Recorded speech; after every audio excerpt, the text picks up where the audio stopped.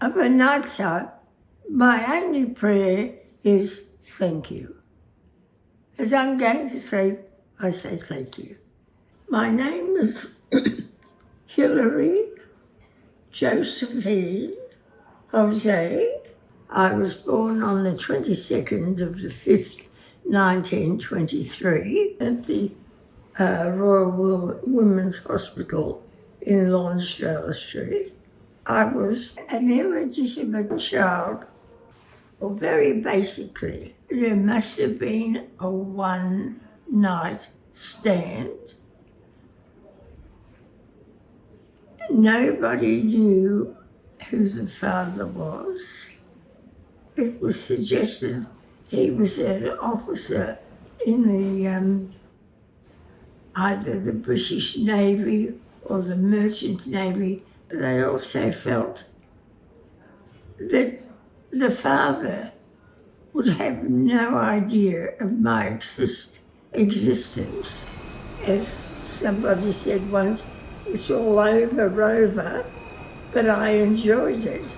Now I have a child. Well, to me, that's very flippant, because you have a child. The child has got to be nurtured, educated, nurtured. You know, it's a big thing. My mother had arrived in Australia only a matter of days before I was born. Unmarried mothers, like my mother, would go and work in the laundry at the Abbotsford convents. They would supply babies, such as myself, to the Broadmeadows Foundling Home. The legalities, they were fairly weak, and there was very little, if any, paperwork at the Foundling Home. I can remember going there, and there were a lot of children. There was a seesaw. It was a half moon. It was like that. I think might have called it a rocker, I don't know. But it used to go like this. A couple came in and they'd been to see the parish priest at St. Bridget's in North Fitzroy. And this couple, the name was Ben, Australian wife and a Chinese husband.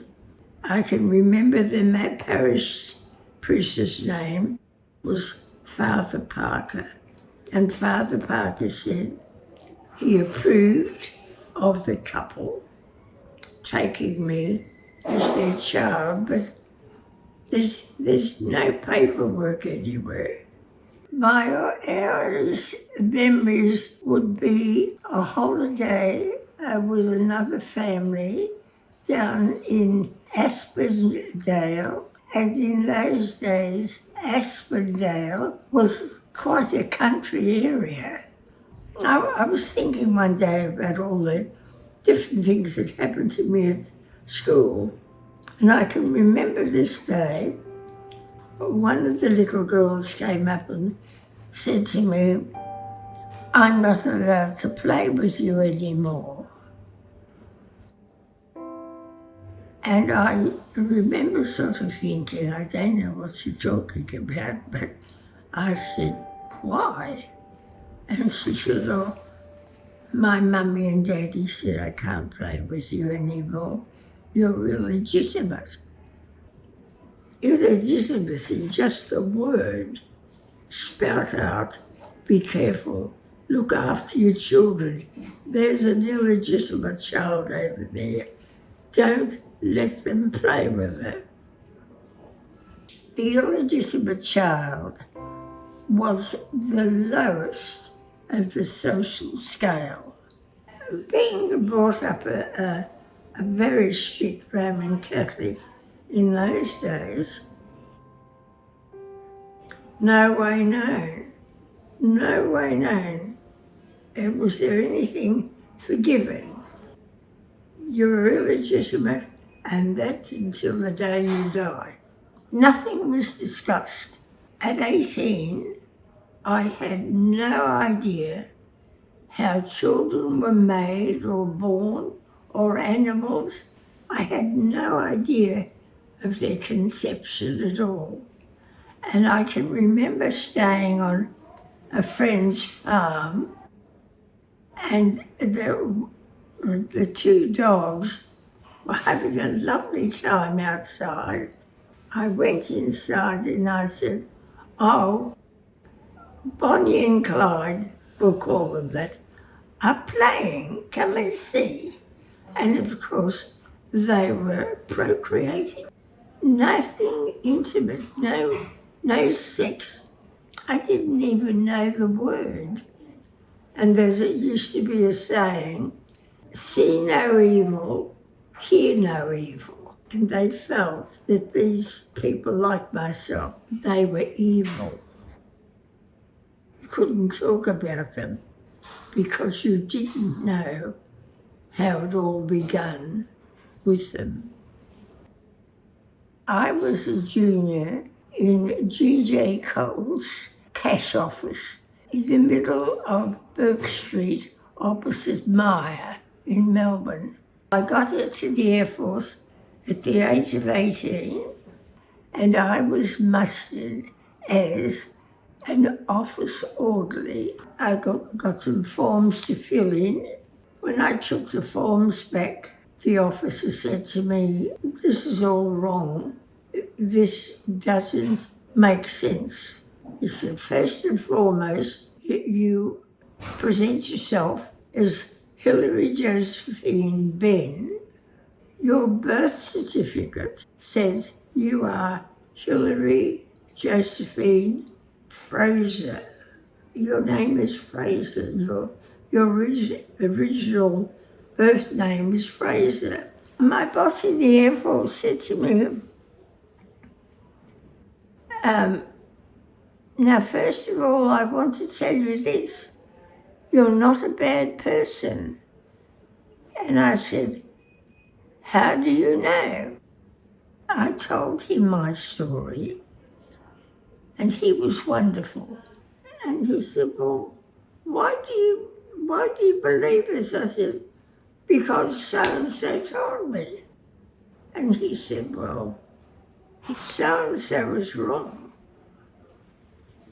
When I went into the Air Force, we had to be civilians and then change our lives to different worlds.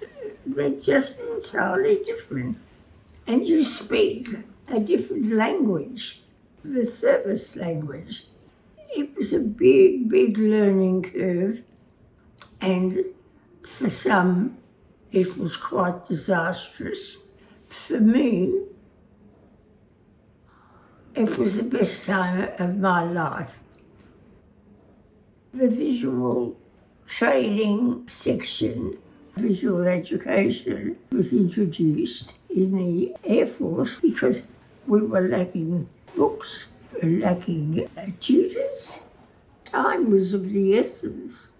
It was, there just wasn't the time.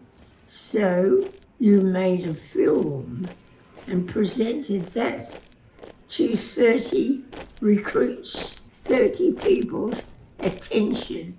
They all were listening to the same story. This officer that had asked me to come into the unit, he took me in hand because I had no preconceived ideas. I really didn't know anything about filmmaking, and he taught me the basic rules of photography. Observation. Very, very important thing. No matter where you are, it wouldn't matter what you were doing, be conscious to observe and to listen. You may hear, but you may not listen. It is very important to listen. each time he'd teach me something new, he would explain why. This is what we want. This is what we want the troops to see. Try and get them all on the same wavelength. And very quickly, I became passionate about visual education because I understood the logic of it. I could see the logic, so therefore I could understand it. Well, you name it, we did it. Like, we would make little short films about something interesting, but it would also linked with what the students were supposedly studying at the time. There was one film we made, and it was just the horizon as the aircraft came off the ground.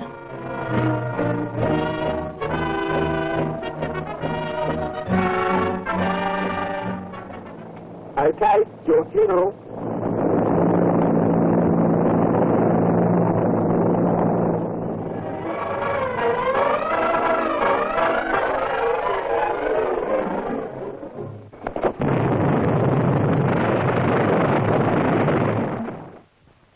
Wasted lives, wasted equipment, just because he went down for a look-see.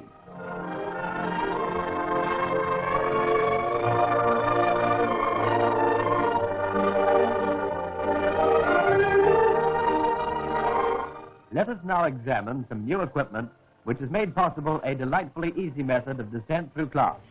You got out of it what you put into it. There were times that were very sad in the fact that I remember visiting a training unit, and we had all been working together in the morning. Lunchtime came, and one of the boys that had had lunch with us came back to the table, and he said, "Sean's gone down." That's all he had to say. Sean's gone down. Sean was eating his lunch like we all were, but it was his time to take his pupil up straight after lunch, and the plane stalled and it just went boom.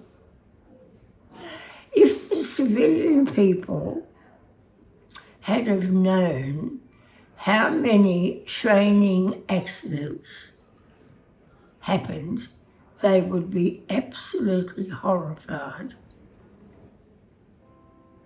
I said to the boy that asked me to marry him, "I don't think it's good that you should marry somebody that's illegitimate." He said to me, "What did you say?" And I said, "People say anybody that's illegitimate is not a nice person." He said, "I didn't ask that person to marry me. I asked you. I don't know who the other person in your mind is, but I only asked you." It made no difference, and he was a little bit older, a little bit wiser. 6 months before the war finished, Don and I were engaged, and when the war finished, I was demobbed back to civilian life, and 30th of April, Don and I were married, so that was in 46, and we went to live in a one-bedroom flat in Caroline Street in South Yarra, and then we bought a home. But in those days, if you were renting the home I owned and I wanted to go and live there, the government say, no, you have to wait. Well, we waited 2 years before we were able to go and live in the home that we had bought. We wanted 4 children. I had Anne, David, Andrew, and Jan. This was something my doctor said to me once. Hilary, let Anne play in the garden, because apparently I was scrupulously clean. So he taught me how to allow a child to be a child, not be a little doll. Somebody asked me what would happen if my children were lesbians and homosexuals and all these different things, or drug addicts, anything like that. How would you feel about it? And I say, how should I feel? They are my children. You know, that's it, full stop. Don died of a coronary. Along came another lad. By then he was a man in his late 50s, and he said to me, would I marry him? And I went through this long tale again. Very similar. I can't remember word for word, but he said, no, that's not what I'm asking you. Will you marry me? What are you talking about? So both of the boys, one was a young man and the other one was a middle-aged man, both of them had the same reaction. Both of them were very decent. They were gentle men as far as a wife is concerned. When you're married, you love each other. You're in love. If I'm in love with somebody, to me, it's a sexual thing as well. Whereas loving is my friends, but in love is my husband. Life is so interesting, but I think, what is life all about? I'm dashed if I can work out, but then do I really want to know? I don't think so. I just go on in my own odd way and not leave too many tragedies behind me that of my making. Don't worry about what you didn't have, and don't worry about what you mightn't have, but just today. Now, this very minute. Don't worry about what may have been or what might be. No, the now. It's a pity, you know, that we don't know some of these things when we start off.